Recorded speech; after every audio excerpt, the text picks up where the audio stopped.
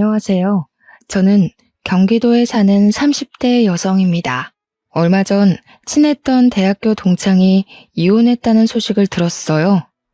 사실 그 동창은 아버지가 돌아가시고 어머니와 단둘이 정말 힘들게 살다가 제법 부유한 가정의 아들과 결혼을 했어요. 결혼 후 동창회 모임에 왔는데 명품을 휘감고 나왔더라고요. 얼굴도 매우 좋아 보이고요. 그래서 돈 많은 집에 시집 가서 잘 살고 있는가 보다고 생각했어요. 그런데 알고 보니 남편과 시댁이 돈 없는 친정과 동창을 많이 무시했다고 해요. 처음에는 그냥 은근히 말로 비꼬았지만 점점 친정을 무시하고 인격을 모독하는 말을 하고 결국에는 시어머니한테 손찌검까지 당하고 나니 더는 이렇게 살아서는 안 되겠다 싶어 이혼을 결심했다고 하더라고요. 동창의 안타까운 이야기를 듣고 나니 저의 파란만장했던 이혼 과정도 생각나서 이렇게 사연을 보냅니다. 제가 이혼을 하게 된 이유도 동창과 마찬가지로 돈 때문이었어요. 그러나 저는 동창과는 반대로 시댁이 너무 가난해서 이혼을 하게 됐습니다. 저와 남편은 둘 다 꽤 괜찮은 회사에 다니고 있었어요. 그래서 둘이 결혼을 하면 재벌만큼은 아니더라도 넉넉하게 살 수 있겠다고 생각을 했죠. 그런데 결혼 준비를 하며 시아버지가 몇 년 전에 보증을 잘못 써 빚이 많이 있다는 것을 알게 되었어요. 시아버지가 참 좋으신 분이긴 한데 거절을 잘 못하시거든요. 그런 성격 때문에 남편이 정말 많이 답답해하고 그런 모습은 절대 닮지 말아야지 생각하며 자랐다고 하더라고요. 아무튼 시아버지의 보증 때문에 빚을 많이 지게 되자 남편 월급의 대다수가 집안 빚 갚는 데 나가고 있었어요. 그러니 남편은 월급을 많이 받아도 모아둔 돈은 거의 없었어요. 상견례하기 전에 이런 사실을 알게 되었지만 저는 그래도 결혼에는 망설임이 없었어요. 왜냐하면 저도 남편도 다니는 회사의 복지도 좋고 급여도 또래와 비교하면 꽤 높았거든요. 특히 남편의 회사는 매년 월급을 많이 올려주는 회사로 유명했어요. 그래서 시댁의 빚 문제는 둘이서 힘을 모으면 충분히 해결해 나갈 수 있다고 생각했죠. 결혼을 준비하며 신혼집을 구해야 하는데 남편이 모은 돈이 없고 제가 가진 돈으로도 집을 사기에는 조금 부족한 상황이었어요. 그런다고 굳이 대출을 받고 싶진 않았어요. 그래서 많은 고민 끝에 우리는 제 명의로 된 오피스텔에서 살기로 했어요. 그 오피스텔은 제가 20살이 되던 해에 성인이 된 기념으로 부모님께 받은 선물이었어요. 일단 둘 다 집을 새로 구할 만큼 넉넉한 돈이 없으니 돈이 모일 때까지 그 오피스텔에 들어가 살기로 한 것이죠. 이 오피스텔은 풀옵션이라 딱히 살 가전제품도 없었어요. 결혼하며 남편이 산 것이라고는 자신의 취미를 위해 산 80인치의 TV와 책상, 최고급 의자, 고성능의 컴퓨터가 다였어요. 사실 남편은 집에서 영화 보고 게임하는 것을 좋아하거든요. 그래서 모니터도 가장 큰 것으로 컴퓨터도 항상 고성능으로 사곤 했어요. 그래도 저는 너무 행복했어요. 비록 남편에게 커플링밖에 받은 것이 없지만 남들은 결혼하며 혼수에 뭐에 돈이 많이 든다고 하던데 저는 정말 결혼식에 신혼여행 비용 말고는 돈이 거의 안 들었거든요. 무엇보다 그 당시에 저는 이런 것들이 하나도 보이지 않을 정도로 너무 사랑했어요. 그러나 친정엄마는 결혼하는 것에 대해 그다지 마음에 들지 않게 생각하셨어요. 아무리 그래도 그냥 친구랑 동거하는 것도 아니고 명색이 결혼인데 내 명의로 있던 오피스텔에서 살고 사위라는 것은 아무 준비도 하지 않는 모습이 마음에 들지 않는다고 하시더라고요. 그래도 저는 남편이 회사에서 평판도 좋고 성실한 이미지라고 우리 정말 행복하게 잘 살 수 있다고 이야기하며 엄마를 설득했어요. 그때 엄마의 말을 들었어야 했는데 듣지 않았다가 결국 이렇게 이혼녀가 된 것이 참 후회스럽네요. 아무튼 우여곡절 끝에 결혼하고 처음에는 정말 좋았어요. 시댁 식구들도 잘해주시고 남편도 정말 잘해줬어요. 하루하루 행복하게 살아가던 중 시댁이 오피스텔 근처로 이사를 왔어요. 마침 근처 아파트가 아주 저렴한 가격에 나오기도 했고, 혹시 나중에 아이가 생기면 아이가 4살이 될 때까지는 아이를 봐주시겠다면서요. 저는 안 그래도 아이 생기면 이 좋은 회사를 간둬야 하나 걱정을 많이 했는데, 제가 그런 부탁을 하기도 전에 먼저 그리해 주신다는 말씀하셔서 정말 감사했어요.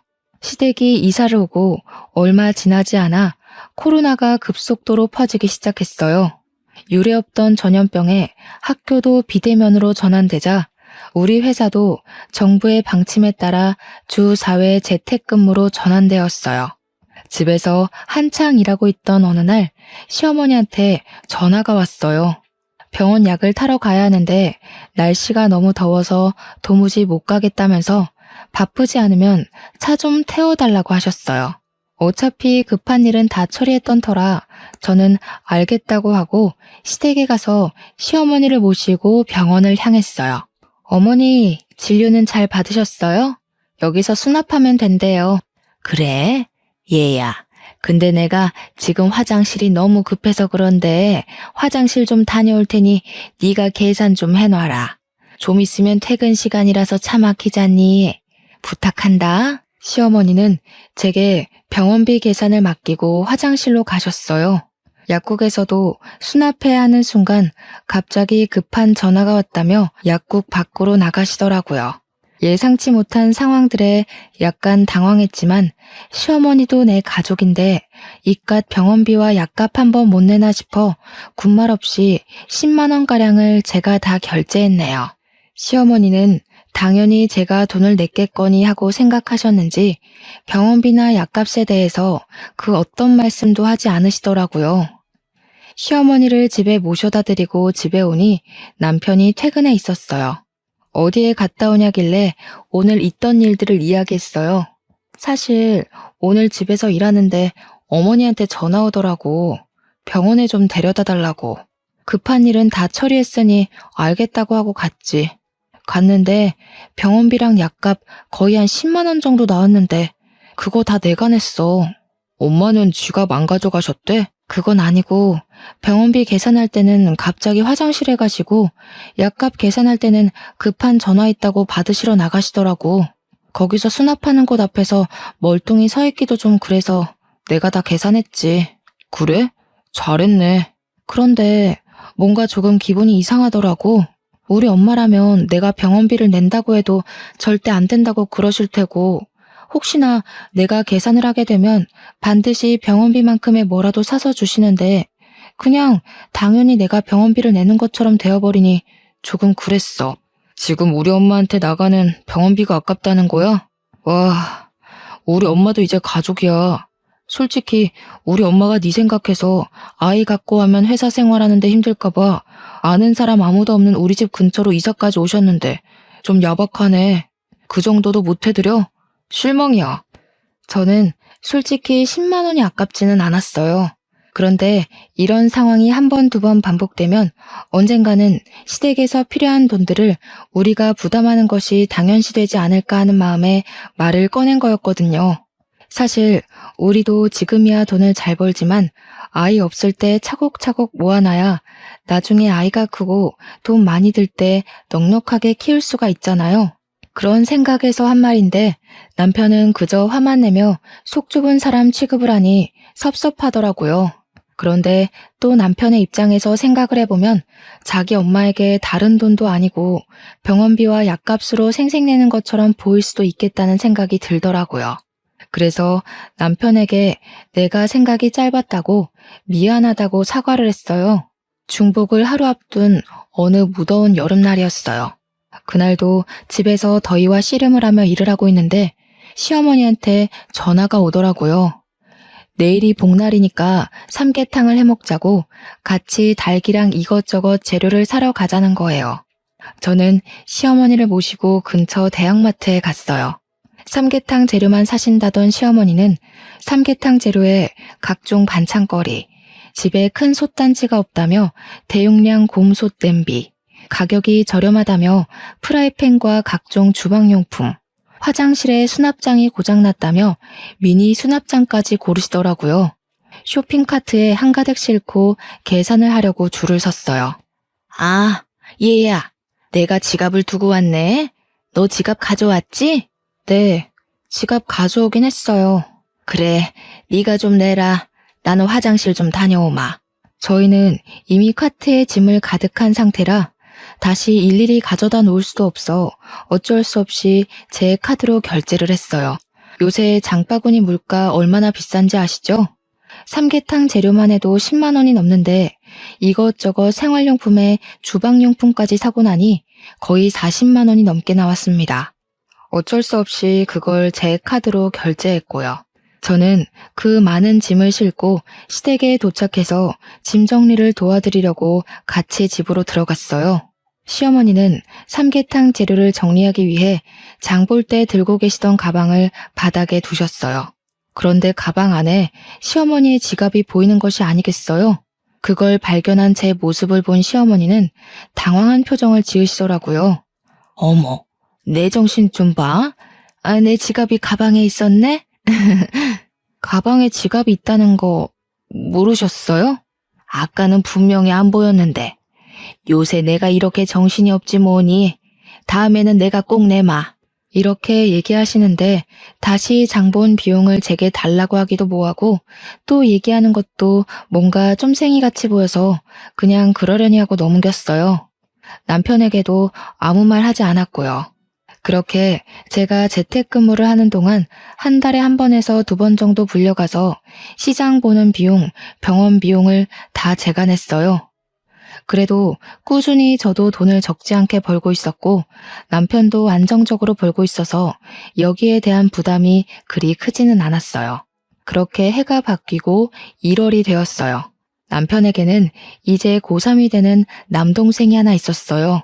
집에서 쉬고 있는데 남편이 갑자기 남동생 이야기를 조심스레 꺼내더라고요. 이번에 진수 고3 되는 거 알지?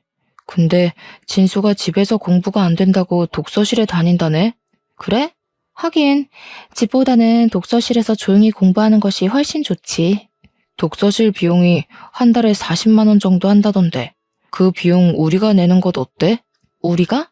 한 달에 40만 원씩 매달 내자고? 우리 아버지 보증서시고 해서 집안 빚은 많고 진수는 인생에서 가장 중요한 고3이잖아. 우리는 둘 다 돈 잘 벌고 좀 넉넉하니까 우리가 진수 좀 도와주자. 그래도 매달 40만 원은 너무 부담돼. 우리가 독서실 비용 대주면 진수가 1년간 공부 열심히 해서 나중에 잘 되면 우리를 모른 척 하겠어? 나중에 우리 늙고 힘들 때 도와주겠지. 그때 형과 형수님이 도와줘서 잘 됐다고 하면서 말이야. 좀만 도와주자. 솔직히 이런 남편의 제안이 반갑지는 않았어요. 저는 우리의 미래를 위해서 적금을 들고 싶었어요. 사실 돈이 아깝기도 했고요. 그래도 남편이 너무 원하기도 하고 고3인 도련님이 어디 나가서 아르바이트 할 수 있는 상황도 아니기에 그냥 알겠다고 했어요. 노는데 쓰겠다는 것도 아니고 미래를 위해 공부를 하는데 쓰겠다는데 뭐 어쩌겠어요. 조금이라도 형편이 넉넉한 사람이 도와주고 나중에 우리 집이 힘들고 도련님이 잘 되면 도움도 받고 하면서 사는 것이 가족 아닌가 하고 좋게 좋게 생각했죠. 그리고 설날이 되었어요. 아침에 차례를 지내고 시부모님께 새해 복 많이 받으시라고 큰절을 했어요. 시어머니는 새해 덕담을 하시며 제 손을 꼭 잡으시더라고요. 얘야, 우리 진수 독서실 비용 내주기로 했다면서? 너무 고맙다. 아니에요. 저희는 그래도 둘 다 돈 벌고 아직 아이도 없어서 약간 여유가 있으니 괜찮아요. 그래. 그렇게 둘이 서로 돕고 사는 것을 보니 보기 참 좋구나. 좋게 봐주셔서 감사합니다. 참 진호야. 너 옛날에 옆집에 살던 그 아줌마 알지? 이번에 그 집 아들이 사업이 대박 나서 아들 부부한테 한 달에 용돈을 100만 원씩이나 받는다더라. 그래서 말인데 솔직히 너네도 돈을 적지 않게 벌잖니. 우리 솔직히 요새 나이도 들고 일하기도 힘든데 조금 너희들이 도와줬으면 싶은데. 그 집 그렇게 사고 치더니 결국 대박이 났네. 그래서 엄마는 얼만큼을 원하는데? 우리도 염치가 있지. 한 달에 100만 원은 바라지 않고 한 60만 원 정도만 주면 우리가 그 안에서 알뜰살뜰히 생활해 보마. 한 달에 60만 원이야 뭐. 알겠어. 그럼 집에 가서 입금할게. 남편은 시어머니의 말에 제 의견은 묻지도 않고 바로 용돈을 드리겠다고 하더라고요. 솔직히 지금 도련님 독서실 비용 40만 원에 부모님 용돈 60만 원까지 드리면 시댁에 들어가는 돈만 해도 한 달에 고정으로 100만 원이에요. 솔직히 100만 원이 적은 돈은 아니잖아요. 저는 이건 아니다 싶어 집에 오자마자 남편에게 이야기했어요. 시부모님께 정말 용돈 60만 원씩 드릴 거야? 그러면 도련님 독서실 비용 40만 원에 시부모님 용돈 60만 원까지 한 달에 100만 원이야. 매달 100만 원씩 고정으로 시댁에 나간다고. 진수 독서실 비용은 올해만 내면 되고 그럼 내년부터는 한 달에 60만 원만 나가면 되잖아. 올 한 해만 우리가 좀 고생하면 되지 뭐. 솔직히 시어머니 병원 가실 때나 시장에 가실 때 꼭 나를 데리고 가셔서 내 돈 쓰시게 만드는데 그런 돈만 해도 꽤 나와. 그런데 거기에 60만 원까지 추가로 드리자고? 우리가 뭐 갑부야? 막말로 로또라도 당첨됐으면 얼마든지 그렇게 해드릴 수 있어. 그런데 우리도 솔직히 이제 돈을 모으고 생활해야 하는데 우리 돈 자꾸 시댁으로 가면 우리는 돈 언제 모아?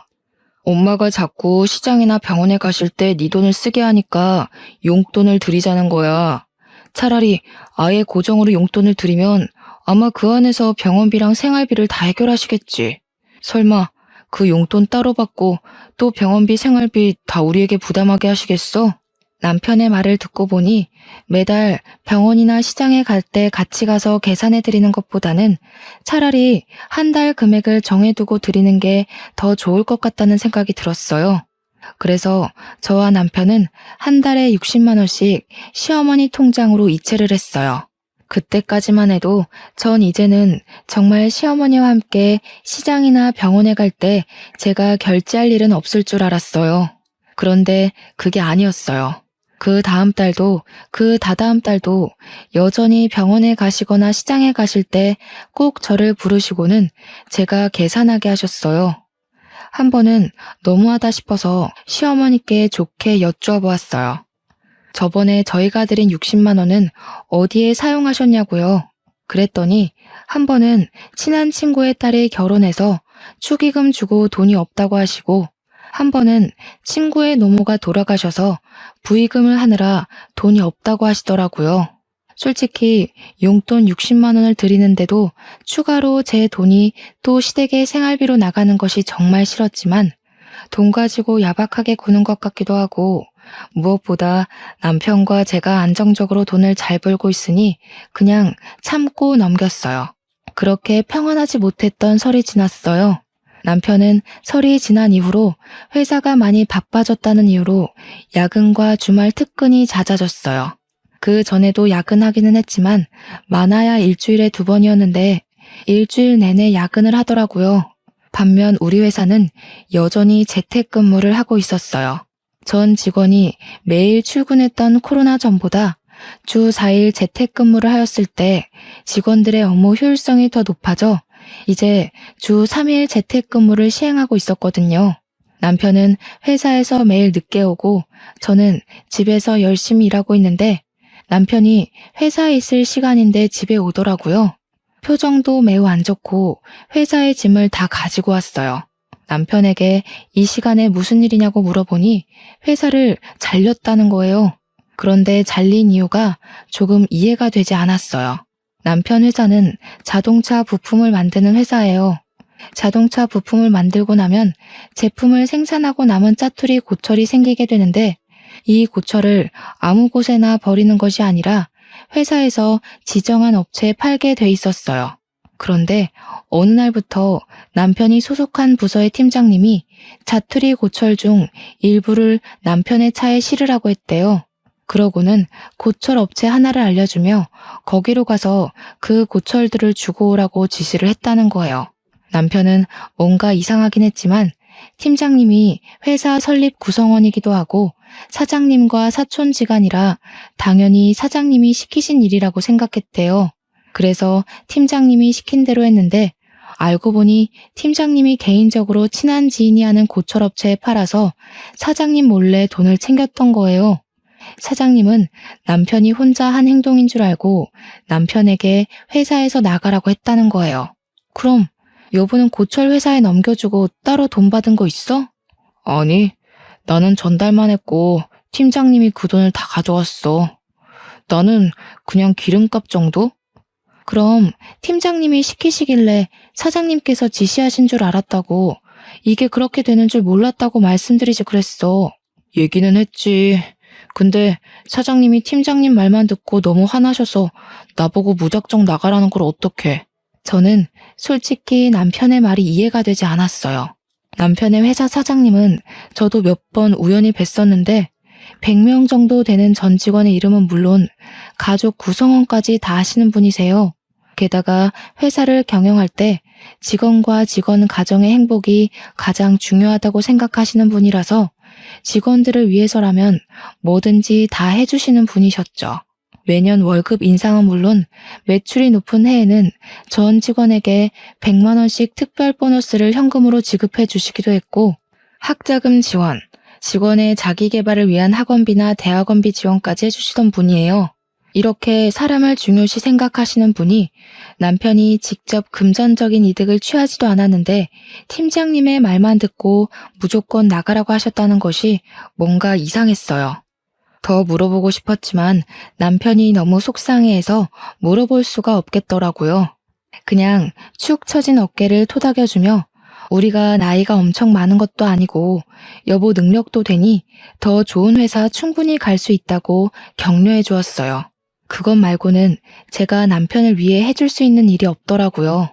한참을 넋을 놓고 앉아있던 남편은 머리 좀 식힐 겸 반신욕을 하겠다며 화장실로 들어갔어요. 저도 다시 일을 시작하려는데 남편의 핸드폰이 울리더라고요. 보니까 회사 이서영 대리에게 온 카톡이었어요. 저는 회사에서 해고를 철회하려나 싶어 남편을 부르려고 하다가 뭔가 느낌이 이상했어요. 왠지 카톡을 제가 봐야겠다는 생각이 들더라고요. 카톡을 본 순간 판도라의 상자가 열렸어요. 이서영 대리와 나눈 이전의 카톡은 연인들이 하는 내용으로 가득했어요. 남편은 회사에서는 물론 저와 함께 있던 저녁 시간에 저 몰래 이서영 대리라는 사람과 사랑을 속삭이고 있었어요. 카톡의 내용을 보니 제게는 야근한다고 하고 회사를 마치고 같이 저녁을 먹고 영화를 봤더라고요. 제게 특근을 한다고 했던 주말에는 둘이 놀이동산, 서울 근교의 데이트를 아주 알차게 즐겼더라고요. 게다가 얼마 전에는 회사 차장님 어머님의 장례식이라고 1박을 하고 왔었는데 그날은 남편과 이서영 대리 둘이 펜션을 잡고 놀러 간 것이었어요. 그리고 마지막으로 이서영 대리가 우리 사이가 들켜서 아빠가 화가 많이 나셔서 회사로 다시 돌아오는 것은 힘들 것 같다. 나도 회사에서 쫓겨났다는 식의 카톡을 보냈더라고요. 그 카톡을 보니 남편이 왜 회사를 해고당했는지 확실히 알게 되었어요. 남편은 회사 사장님의 딸인 이서영 대리와 몰래 불륜을 저지르고 있었고 그 사실을 들켜 사장님이 나가라고 하신 것이었어요. 물론 그 딸도 회사에서 내보냈고요. 저는 이 카톡을 본 순간 손이 부들부들 떨리고 눈앞에 뵈는 것이 없었어요. 바로 핸드폰을 들고 남편이 있는 화장실 문을 벌컥 열었어요. 진짜로 고철판 이유만으로 회사 잘렸어? 확실해? 몇 번을 말해. 그렇다니까. 그럼 이서영 대리는 누구야? 이서영 대리를 어떻게 알아? 네가 들어가고 나서 핸드폰이 울리길래 보니까 이서영 대리한테 카톡이 왔더라고. 부르려다가 뭔가 싶어서 핸드폰을 봤지. 근데 너 나한테 야근한다고 할 때마다 이서영 대리랑 데이트했더라? 얼마 전에 차장님 어머니 돌아가셨다며? 그래서 강원도 간다더니 그때 가평으로 둘이 놀러 갔더라? 아니 그게... 뭐? 자기야 사랑해? 기가 막혀서. 그렇게 이서영 대리라는 년이 좋디? 아주 나한테는 보내지도 않던 이모티콘 막 보내고 난리가 났더라? 이서영 대리가 그러더라. 자기 아빠가 화가 많이 나셔서 자기도 회사에서 쫓겨났다고. 너 회사 사장님 딸이랑 불륜 저질러서 쫓겨난 거 맞지? 제가 불륜 사실을 모두 다 알았다고 말하자 남편은 반신욕을 하다가 뛰쳐나와 제 앞에 무릎을 꿇었어요. 자기야, 정말 미안해. 나는 당연히 안 그러려고 했는데 이소영 대리가 자꾸 나한테 꼬리를 치는 거야. 그러면서 나랑 사귀면 아빠인 사장님께 잘 얘기해서 월급도 많이 올려주겠다고. 사장님 딸인데 혹시라도 내가 싫다고 하면 나에게 불이익이 생길까봐 두려웠어. 게다가 나한테 자꾸 잘해주면서 그러니까 내가 단칼에 거절하기가 너무 힘들더라고. 야, 너는 아버지가 거절하지 못하는 성격 때문에 보증도 서고 집안이 빚더미라고 하면서 맨날 답답해하더니 정작 자기 자신은 그런 거 하나 거절하지 못해서 불륜을 저지르냐? 그게 말이 된다고 생각해? 그것도 있고 자기가 그동안 우리 엄마 병원비에 시장 보는 비용, 동생 독서실 비용으로 많이 힘들어했잖아. 나는 돈 많이 벌어서 자기 호강시켜주려는 생각에 그만. 진짜 미안해. 내가 잘못했어. 저는 정말 너무 화가 나서 당장이라도 이혼하고 싶었지만 샤워 가운 한 장 입고 화장실 바닥에 무릎까지 꿇고 손이 발이 되도록 비는 남편을 보니 마음이 또 약해졌어요. 2번 다시는 이런 일 절대 없을 것이라는 다짐을 수백 번 받고 저는 일단 한 번은 눈 감아주기로 했죠. 남편은 용서해줘서 고맙다며 정말 미안하다고 하더라고요. 그리고 양가 부모님께는 회사 해고당한 거 말씀드리지 말자고 하더라고요. 나중에 회사 새로 구하고 자리 잡으면 그때 자기가 다 말씀드리겠다면서요. 맘 같아서는 시부모님께 말씀드려서 눈물 콧물 쏙 빠지게 혼나게 하고 싶었지만 솔직히 좋은 일도 아니고 남편도 많이 반성하고 있는 것 같아서 알겠다고 했어요. 그날 이후로 저는 계속 재택근무를 하고 있었고 남편은 회사를 알아본다는 명목으로 컴퓨터 앞에 앉기는 했지만 실제로 회사를 알아보는 건 1시간뿐이었고 매일 게임만 하고 있었어요. 그리고 이 와중에도 도련님 독서실 비용 40만 원, 시부모님 용돈 60만 원은 이체되었어요. 돈을 보내고 싶지는 않았지만 이미 새해에 약속한 것이고 이체하지 않으면 상황이 더 복잡해질 것 같아서 그냥 제 월급에서 시댁에 돈을 보내드렸네요. 그러던 어느 날 친정엄마가 반찬만 놓고 가겠다며 말도 없이 오셨어요. 집에 당연히 저 혼자 있을 것으로 생각했는데 남편이 회사에 안 가고 집에 있으니 깜짝 놀라셨어요. 저는 어쩔 수 없이 엄마에게 회사에서 약간의 오해가 생겨서 어쩔 수 없이 해고당했다고 말했어요. 불륜 이야기까지는 하지 않았어요. 그 얘기 들으면 엄마가 많이 속상해하실 것 같았거든요. 자세한 이야기는 하기 좀 그러니 그냥 조용히 눈 감아달라고. 지금 남편도 매우 속상한 상태이고 새로운 회사 구하려고 노력하고 있다고 했죠. 엄마는 어두운 표정으로 반찬을 두고 집에 가셨어요. 얼마 뒤 엄마 이름으로 돈이 500만 원이 입금되었어요. 엄마가 지금 줄 수 있는 여윳돈이 이것뿐이라며 혹시라도 급한 일 생기면 이 돈으로 해결하라고 하시더라고요. 저는 결혼해서 잘 사는 모습을 보여드리고 싶었는데 부모님께 걱정만 끼쳐드린 것 같아서 너무 죄송하더라고요.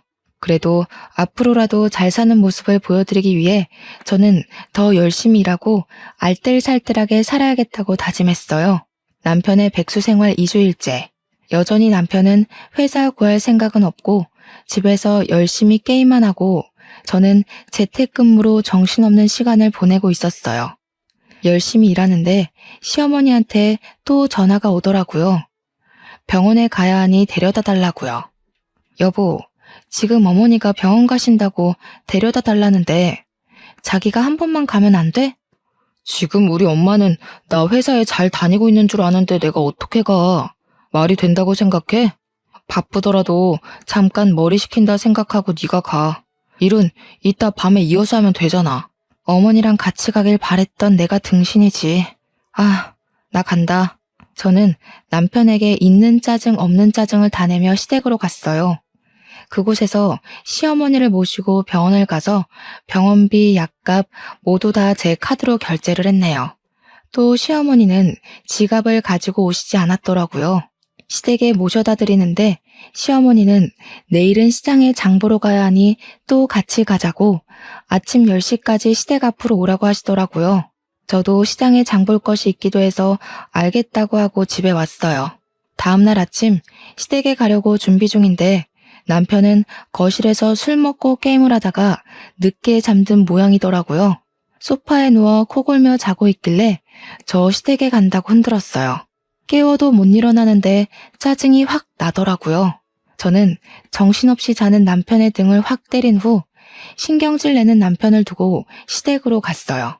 시어머니는 장바구니를 들고 집 앞에 서 계시더라고요. 시어머니와 함께 장을 보고 그날도 역시 장 본 비용은 다 제가 냈네요. 시어머니는 일부러 그러셨는지 정말 실수로 가져오지 않으셨는지 모르겠지만 오늘도 지갑을 가지고 오시지 않았더라고요. 장을 본 것을 들고 시댁으로 가서 장 본 것들을 정리하는데 시어머니가 잠깐 거실에 앉아보라고 하시더라고요. 얘야, 우리 진수 내년이면 이제 대학교 가는 거 알지? 애가 마음을 얼마나 독하게 먹었던지 독서실에서 매일 자정해 오고 하더라. 아주 서울대 가겠어. 네, 도련님은 원래 성실하시고 공부도 잘하셔서 분명히 원하는 곳에 갈 수 있을 거예요. 그래서 말인데 내년에 진수 대학교 입학금과 학비 일부만 좀 지원해 줄 수 있겠니? 네? 대학교 입학금과 학비가 얼마나 비싼데 그것을 어떻게 지원해요? 왜 못하니? 너 젊을 때부터 한 회사 계속 다녔으니 퇴직금도 적지 않을 것이고 그 퇴직금 조금 먼저 받고 대출 좀 받아서 진수 학비 지원해주면 되지. 우리가 모아둔 돈이 없어서 그래. 어머니, 제 퇴직금은 제가 그동안 열심히 일해서 생긴 돈인데 그걸 어떻게 도련님 학비에 써요? 저는 제 퇴직금을 왜 도련님 학비에 써야 하는지 모르겠어요.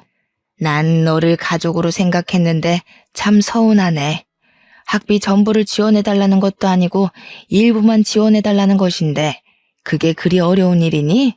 네가 돈이 없는 것도 아니고 옛날에는 첫째가 동생들 다 학비 대주고 했다. 그야 옛날이죠. 저는 제 퇴직금으로 도련님 학비 대주는 것은 조금 그러네요.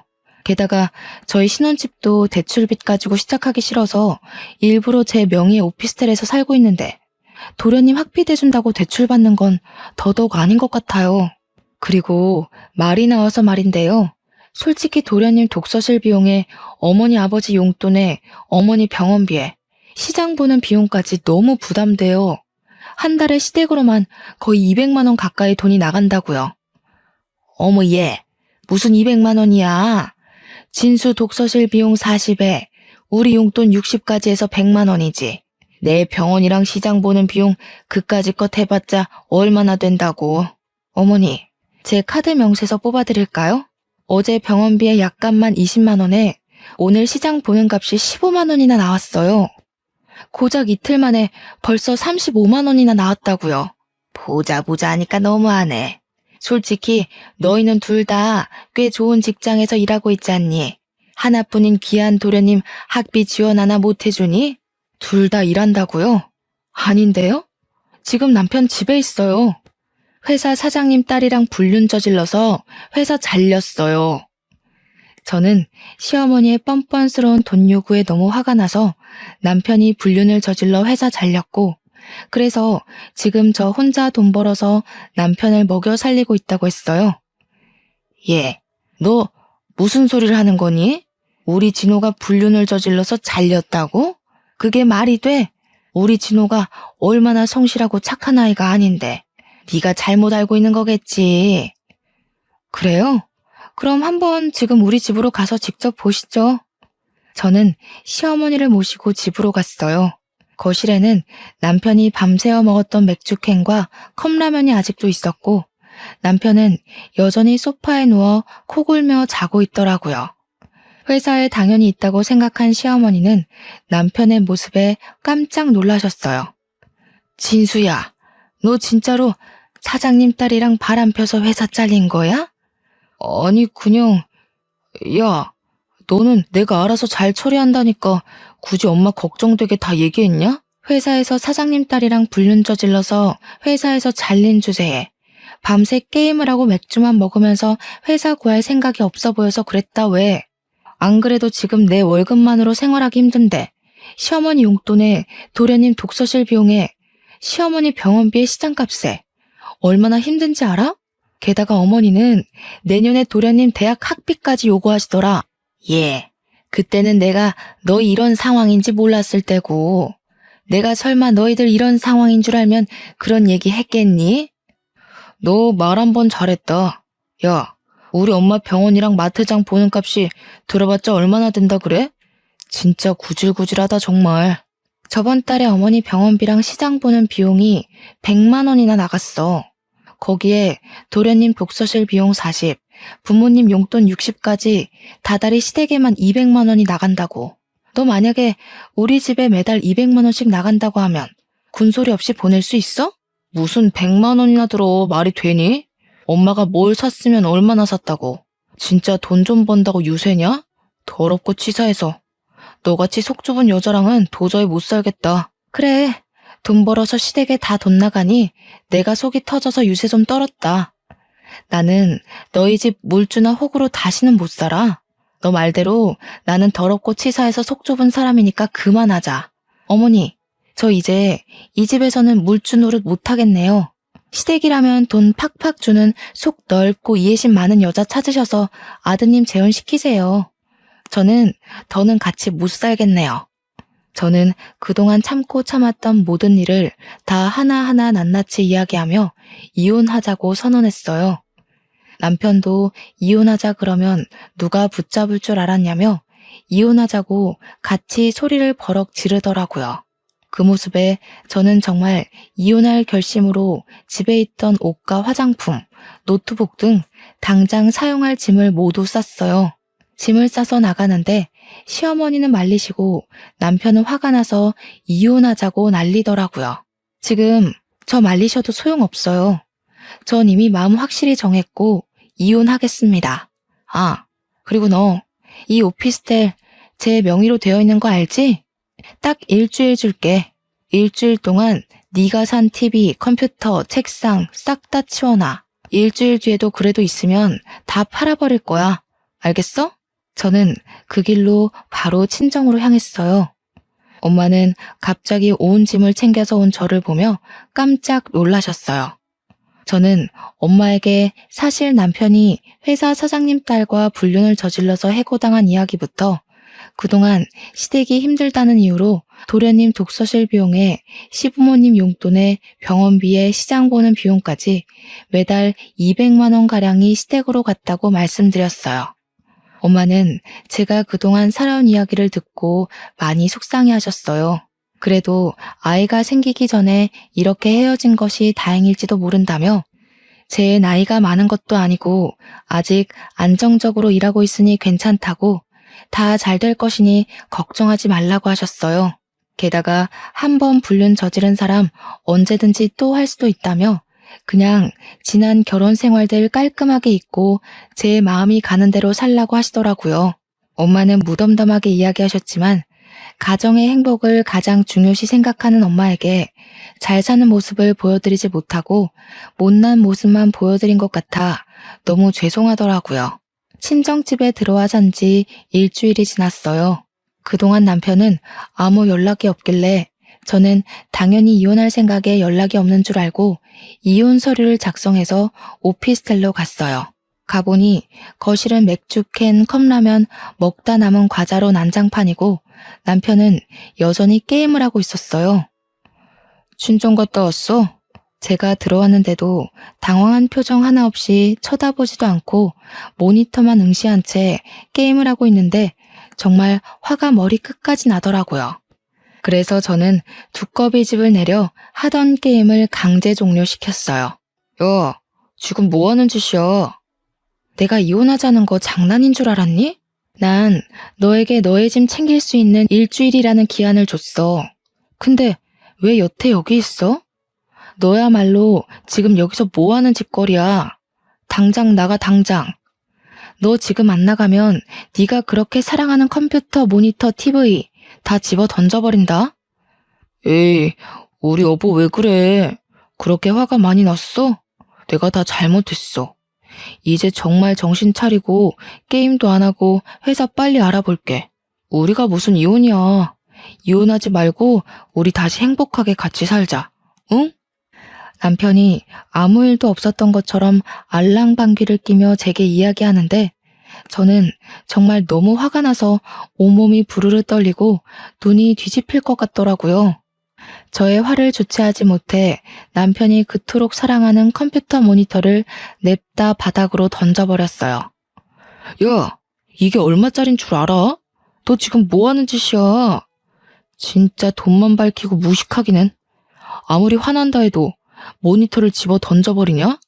나도 너처럼 무식한 싸움꾼 아내 필요 없어. 당장 이혼해.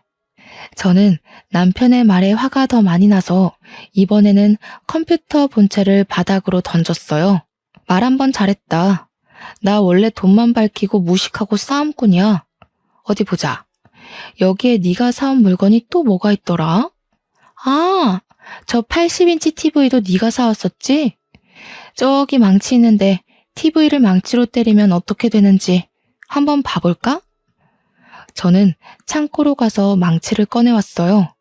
그리고 정말 망치로 TV를 때리려고 했어요.